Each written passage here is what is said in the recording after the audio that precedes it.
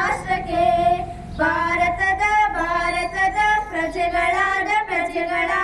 ನಾವು ನಾವು ನಾವು ನಾವು ಭಾರತದ ಪ್ರಜೆಗಳಾದ ನಾವು ನಾವು ನಾವು ನಾವು ಭಾರತವನ್ನು ಒಂದು ಸಾರ್ವಭೌಮ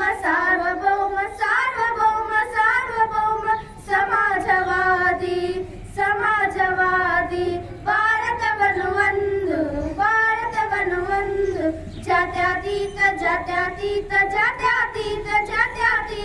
ಪ್ರಜಾಸತ್ತಾತ್ಮಕ ಗಣರಾಜ್ಯವನ್ನಾಗಿ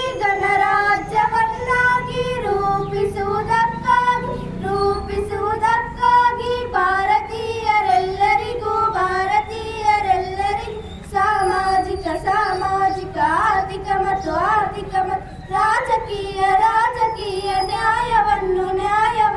ವಿಚಾರ ಅಭಿವ್ಯಕ್ತಿ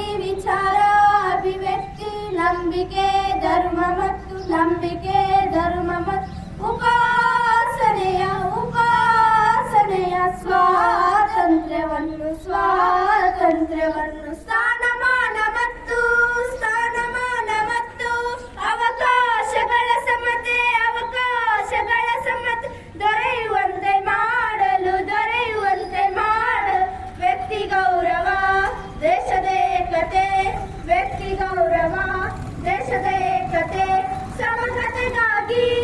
ಸಮಗ್ರತೆಗಾಗಿ ಎಲ್ಲರಲ್ಲಿ ಭ್ರಾತೃತ್ವ ಭಾವವನ್ನು ಮೂಡಿಸುವುದಕ್ಕಾಗಿ ದೃಢ ಸಂಕಲ್ಪ ಮಾಡಿ ನಮ್ಮ ಸಂವಿಧಾನ ಸಭೆಯಲ್ಲಿ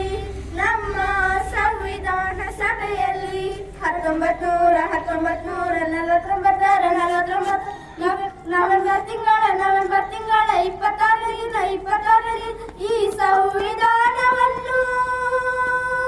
ಈ ಸಂವಿಧಾನವನ್ನು ನಮಗೆ ನಾವೇ ಅರ್ಪಿಸಿಕೊಂಡು ಅಂಗೀಕರಿಸಿ ಶಾಸನವಾಗಿ ವಿಧಿಸಿಕೊಂಡಿದ್ದೆ